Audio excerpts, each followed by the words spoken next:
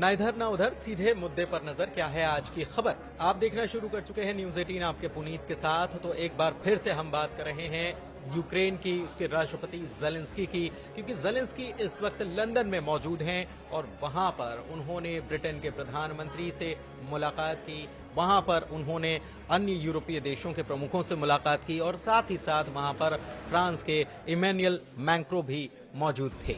तो यहां ये सब हुआ।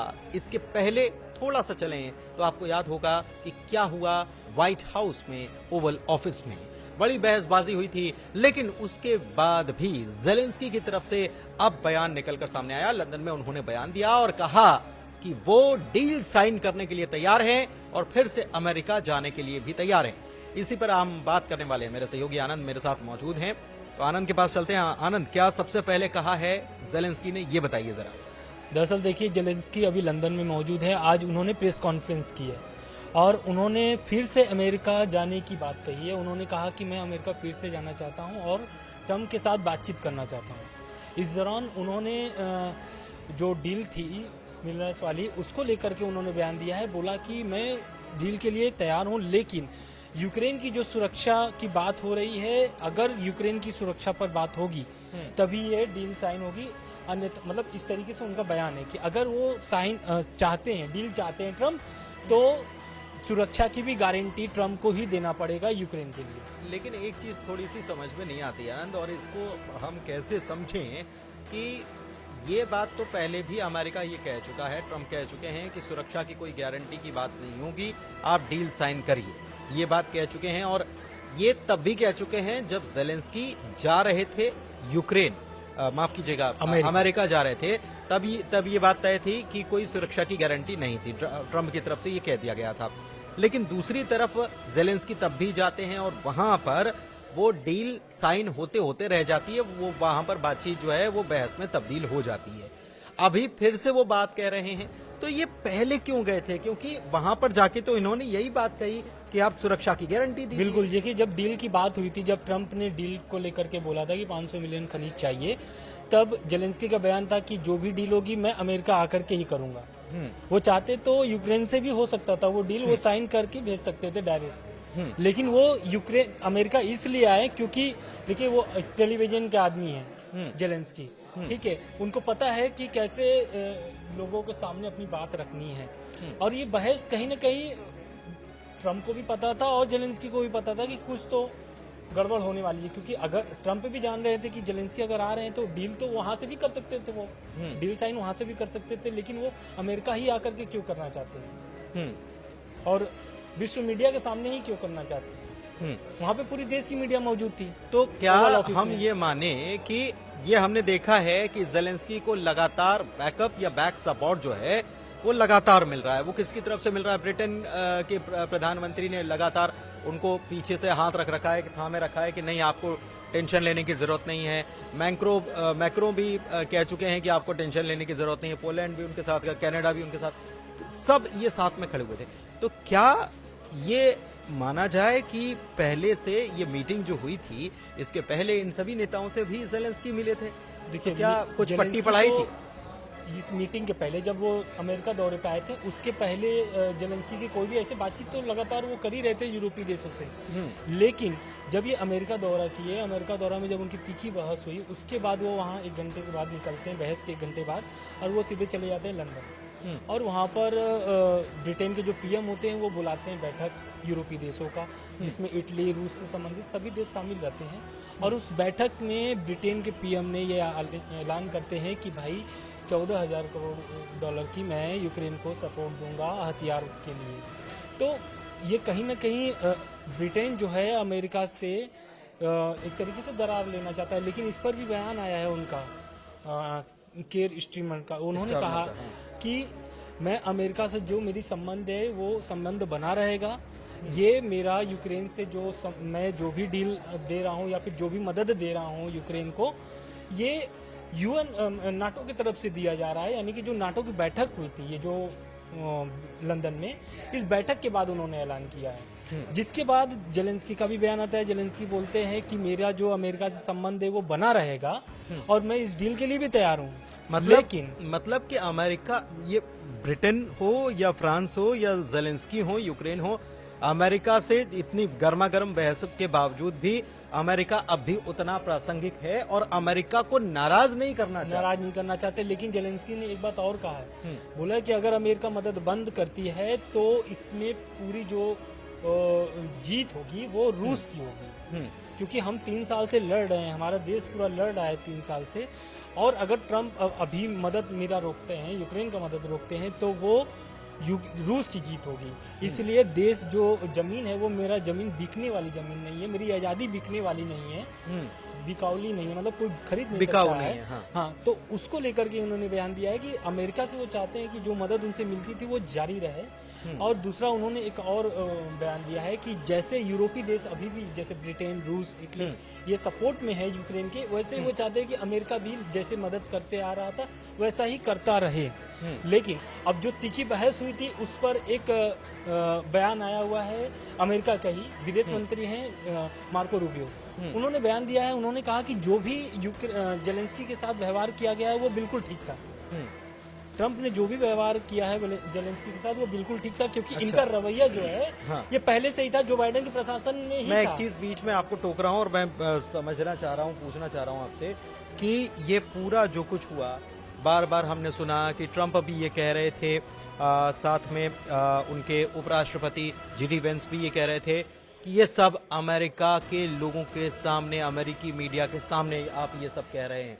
बार बार उनका फोकस था, बाइडेन को लेकर उनका फोकस रहा कि आपने जाकर बाइडेन के लिए प्रचार किया और कमला हैरिस के लिए आपने प्रचार किया। बिल्कुल। लेकिन ये अमेरिकन्स जो हैं, अमेरिकन्स इस पूरा वाकया जो उनके सामने आया है, क्योंकि सबकी नजर थी टीवी पे, अमेरिकन्स इसको लेकर क्या सोचते हैं, क्या देखते हैं, क्या उनका रिएक्शन है? क्या अमेरिका फर्स्ट की नीति की बात करते हुए ट्रंप ने जो कुछ किया है या वहां पर जो कुछ भी हुआ है, क्या अमेरिकन्स को ये लगता है कि जेलेंस्की जो हैं वो ये कह लीजिए कि धन्यवाद नहीं दे रहे हैं अमेरिका को, थैंक यू नहीं बोल रहे हैं, थैंक यू नहीं बोल रहे हैं, धन्यवाद नहीं करते हैं उनका? दरअसल देखिए, ट्रंप ना उसको बोलते हैं कि हमारी भाषा में अगर बोले तो खिलसाए हुए हैं। ट्रंप जेलेंस्की से खिलसाए इसलिए हुए हैं क्योंकि चुनाव के समय में जब अमेरिका में जब चुनाव चल रहा था तो जेलेंस्की ने जो बाइडेन की जो प्रशासन थी, कमला हैरिस का एक तरीके से उन्होंने प्रचार किया था, मतलब एक तरीके से उनका सपोर्ट किया था। लेकिन ये करके ये क्या लगता है कि आपको लगता है कि ये करना उचित रहता है एक राष्ट्राध्यक्ष के नाते? उचित तो अब वो यूक्रेन जाने और वो अमेरिका जाने, लेकिन इसी बात को लेकर के ट्रंप गुस्से में है कि भाई आप अमेरिका को या फिर जो बाइडेन को इस तरीके से क्यों सपोर्ट कर रहे हैं? भाई आपके देश बार बार उन्होंने और अमेरिका सपोर्ट कर रहा है। हाँ। ऐसा नहीं है, और कर भी रहा है, तो आप इस तरीके से क्यों कर रहे हैं? इसको लेकर के भी उन्होंने बोला कि भाई आप अमेरिका का थैंक यू बोलिए, किसी एक पार्टी का या किसी एक पक्ष का आप नहीं करेंगे। लेकिन उन्होंने एक चीज और कही उसके बाद, उन्होंने कहा कि ओबामा हो या जो बाइडेन हो, कोई नहीं, सब ट्रंप की वजह से जानते हैं, और ट्रंप जो हैं वो सबसे भरोसेमंद, मतलब उनका ये एक प्रकार से कहना था कि सब मुझ पर भरोसा करते हैं, ट्रंप के ऊपर भरोसा करते हैं, उन्होंने अपना नाम भी लिया था। खैर, इस पर न जाते हुए मैं आपसे ये समझना चाह रहा हूं कि अमेरिकन्स इसको कैसे देख रहे हैं या कैसे ले रहे हैं? देखिए, अभी तो कल अमेरिका में प्रोटेस्ट भी हुआ था यूक्रेन के समर्थन में।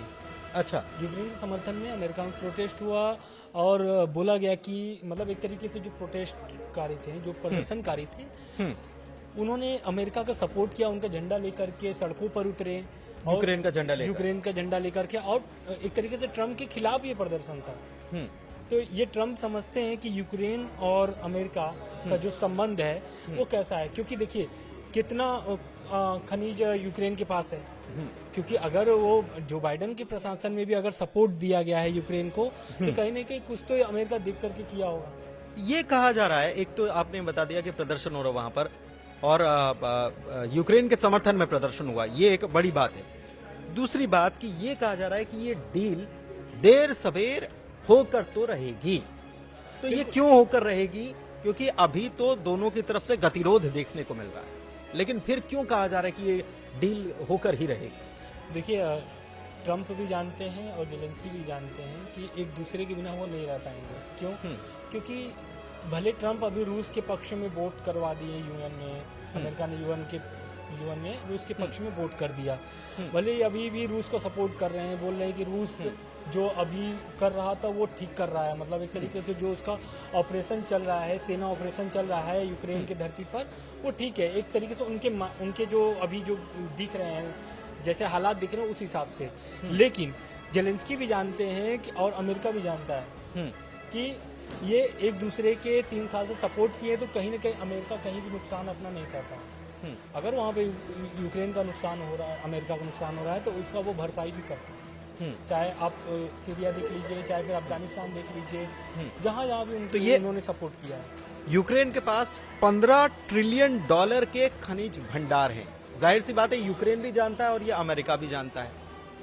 एक चीज और मैं समझ नहीं पा रहा हूँ कि ये मदद और लोन का क्या है मामला, कि मदद पहुंचाई या लोन दिया गया अमेरिका की तरफ से यूक्रेन को, क्योंकि जेलेंस्की ये कहते हैं कि जितनी मदद या जितना पैसा हमको अमेरिका ने दिया है, हमारी पीढ़ियां बीत जाएंगी उसको अदा करते करते, लेकिन ये भी तो जानते हैं वो कि उनके पास इतने खनिज भंडार है। हाँ, खनिज भंडार है, इसीलिए तो वो खनिज भंडार को लेकर के तैयार हुए हैं कि भाई डील हो जाएगा तो कम से कम कुछ तो मुक्ति मिलेगी जो उनके ऊपर कर्ज है, जैसा जेलेंस्की बोलते हैं। हालांकि शुरू से तो ऐसा कहा जा रहा था कि अमेरिका मदद कर रहा है, और लोन और मदद में दोनों में बहुत फर्क है। मदद करना यानी कि एक तरीके से, और लोन देने में दोनों में बहुत फर्क है। अगर लोन देने का मतलब यानी उसको भरना पड़ेगा जेलेंस्की को, हाँ, यूक्रेन को, हाँ, लेकिन अगर मदद हो रहा है तो वो मदद है, मदद ही है। फिर उसको आप क्या किस तरीके से लेते हैं, हाँ। वो अभी अमेरिका दिखा रहा है अपना। कील इंस्टीट्यूट के मुताबिक अमेरिका ने जनवरी 2022 से दिसंबर 2024 तक, ये लंबा वक्त है, इसमें कुल $119.7 बिलियन की सहायता यूक्रेन को दी है, मदद यूक्रेन को दी है। एक तो ये, फिर इसमें $500 बिलियन की बात आ जाती है अचानक से कि 500 बिलियन, ये बढ़ा चढ़ाकर पेश किया गया। एक बात तो ये है। दूसरी बात कि ब्रिटेन और फ्रांस, अब जो मीटिंग हुई है लंदन में, वो उसमें ब्रिटेन और फ्रांस ये कह रहे हैं शायद कि वो उनका बनाया हुआ प्लान, मतलब ये जब जेलेंस्की अगर अमेरिका जाते हैं आने वाले दिनों में, तो क्या ब्रिटेन और फ्रांस का कोई मसौदा लेकर के जाते हैं, कोई डील लेकर जाते हैं, क्या ऐसा होता है क्या? ऐसा तो कुछ नहीं है, लेकिन देखिए नाटो में शामिल होने के लिए ही यूक्रेन कब से ही परेशान है कि भाई नाटो में मुझे शामिल कर लीजिए, ठीक है। और जो नाटो है वो भी चाहता है कि यूक्रेन शामिल हो जाए, इस कारण से ये अमेरिका आया था, सपोर्ट किया था फ्रंट पे आकर के। लेकिन जब अमेरिका हटा तो अब ब्रिटेन जो है उसको कैच कर लिया है, यानी एक तरीके से ब्रिटेन सामने आकर के सपोर्ट कर रहा है। तो ब्रिटेन आया साथ में, फिर रूस भी आ गया, फ्रांस भी आ गया, फ्रांस के साथ इटली भी आ गया, यानी कुल लगभग नाटो जो देश हैं वो एक तरीके से यूक्रेन के समर्थन में अभी भी है। सिर्फ अमेरिका को छोड़ करके जो नाटो में 32 देश हैं, उस 32 देश में से सिर्फ अमेरिका ही विरोध अभी कर रहा है। जो 3 साल से सपोर्ट कर रहा था वो अब विरोध कर रहा है। लेकिन अमेरिका ये भी कह रहा है कि जेलेंस्की हमारे प्रति भी रवैया बदले, थैंकफुल रहे। हालांकि जेलेंस्की ने कहा कि हम आपके लिए थैंकफुल थे, हैं और रहेंगे, लेकिन उस मीटिंग में जेडी वेंस ने बोल दिया कि आपने इस मीटिंग में एक बार भी बोला थैंक यू, तो उन्होंने उसको भी मुद्दा बना लिया। बिल्कुल। एक चीज, दूसरी तरफ वो ये भी चाहते हैं कि, क्योंकि उस मीटिंग में ये बात भी हुई थी कि डोनाल्ड ट्रंप ने कहा था कि जेलेंस्की को अपना रवैया रूस के प्रति भी बदलना पड़ेगा। बिल्कुल। देखिए अभी तो वही तो इसी सुरक्षा गारंटी की तो बात हो रही है। क्यों? क्योंकि जेलेंस्की भी यही बोल रहे हैं कि जब आप दोनों के पक्ष में बात करेंगे तब जाकर के ही शांति वार्ता होगा, नहीं तो नहीं होगी शांति वार्ता।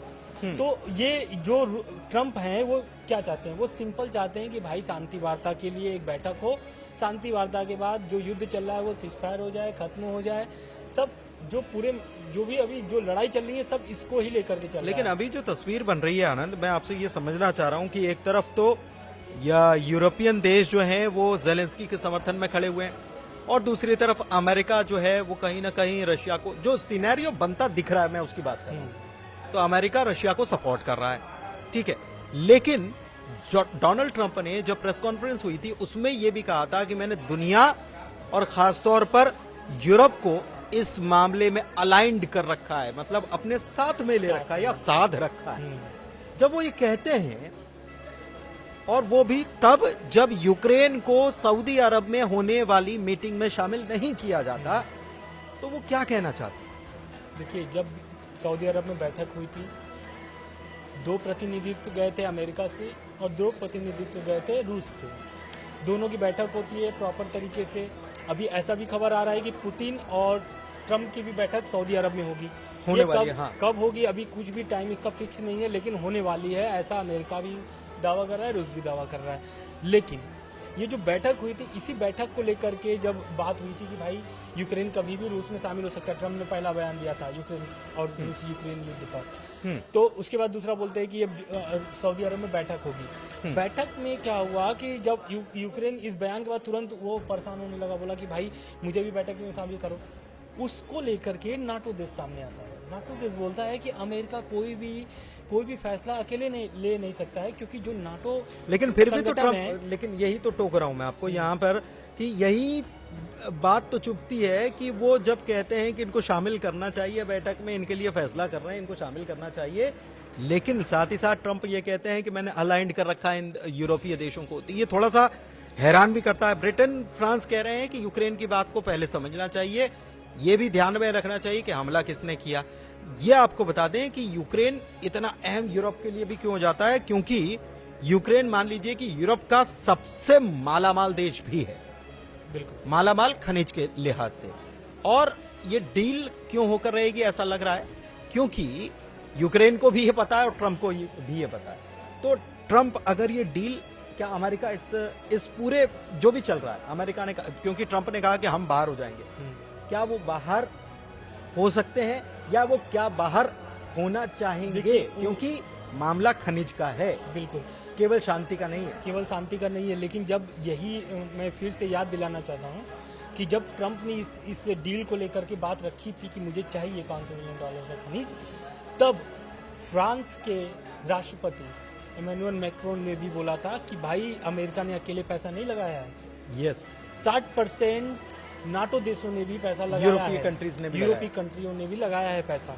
तो तुरंत वो प्रेस कॉन्फ्रेंस की बात है, हाँ टोका था, तुरंत हाथ पकड़ के ऐसे बोलते हैं कि भाई ट्रम्प को रोकते हैं और बोलते हैं कि नहीं, जो नाटो यूरोपीय देश है वो 60% पैसा खर्चा किए हैं। तुरंत ट्रम्प वहां पर एकदम मतलब कि एकदम सदमे में हो जाते कि यार, मतलब एक तरीके से चौंक जाते हैं कि ये क्या। तो ये पिछली बार हमने जो बातचीत की थी, आपको याद होगा, पिछली बार हमने बातचीत की थी और इसमें हमने ये भी रखी थी कि कहीं ना कहीं डील में हिस्सेदारी मांगने का हिसाब हो सकता है। वही तो सिनेरियो बन रहा है। क्यों ब्रिटेन क्यों अब फ्रंट में आकर के खेल रहा है, क्यों फ्रांस अब सामने आ गया। पहले तो खाली अमेरिका था, 3 साल तक सब अमेरिका को ही देख रहे थे फ्रंट में, लेकिन अब फ्रांस और ब्रिटेन क्यों आ गए। जब से ये डील की मांग हुई है अमेरिका की तरफ से, तब से ये दोनों सामने आ गए।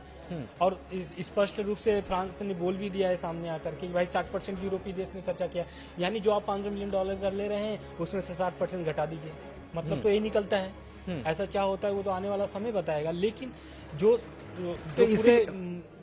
इसीलिए मैं आपसे पूछ रहा हूं कि ब्रिटेन और फ्रांस यूक्रेन के साथ मीटिंग करते हैं, तो क्या वो डील कोई बनाकर देते हैं कि जेलेंस्की को कि जाइए और वहां पर ट्रंप के सामने एक बार फिर से बैठिए और वहां फिर बातचीत करिए इस डील के साथ। बिल्कुल, क्या ऐसा हो सकता है? ऐसा हो सकता है, लेकिन अभी तक ऐसा कोई भी खबर नहीं आया है कि जेलेंस्की को ऐसा कुछ डील के लिए फ्रांस और ब्रिटेन या फिर इटली या फिर नहीं, लेकिन ब्रिटेन कह तो रहा है ना कि हम मिलकर कोई प्लान बनाते हैं, फिर अमेरिका को भी साथ में लेंगे। लेकिन अभी कोई ऐसा कहा नहीं जा सकता है, क्योंकि ब्रिटेन अभी तो खाली सहयोग करने की मूड में, सहयोग और लोन। अभी उसने दिया है 24,000 करोड़ रुपए का लोन भी दिया है। 15,000 करोड़ रुपए का जो दिया है उसमें खाली हथियार के लिए दिया है, वो मदद के लिए दिया है ब्रिटेन ने।